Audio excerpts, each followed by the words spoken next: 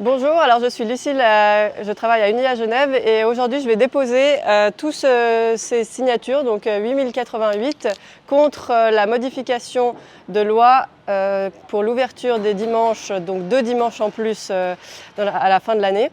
Donc c'est la modification de la LOM.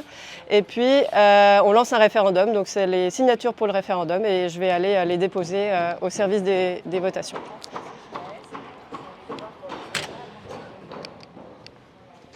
La récolte de signatures s'est extrêmement bien passée. On a récolté plus de 8000 signatures alors qu'il en fallait 4200. Pourtant, on a un délai qui était extrêmement court, c'est 40 jours. Donc le temps de produire le matériel, le temps de s'organiser, d'aller sur le terrain, de faire les signatures. De facto, c'est plutôt 30 que 40 jours. Et on a réussi à faire près du double du nombre de signatures qui était nécessaire.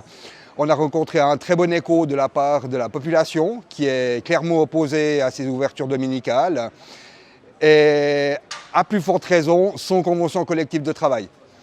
Ça a vraiment été un argument de poids auprès de beaucoup de gens qui, de prime abord, n'étaient pas forcément opposés à des ouvertures le dimanche, mais quand on leur expliquait que nous, on n'était pas forcément opposés non plus, mais qu'on voulait que ce soit cadré par une convention collective et qu'il y ait des négociations entre partenaires sociaux, à ce moment-là, les gens parfois même revenaient en arrière pour signer le référendum.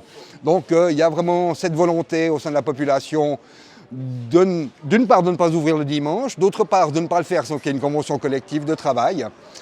Et mis à part cette population qu'on a rencontrée dans la rue, il y a aussi les petits commerçants qu'on a approchés.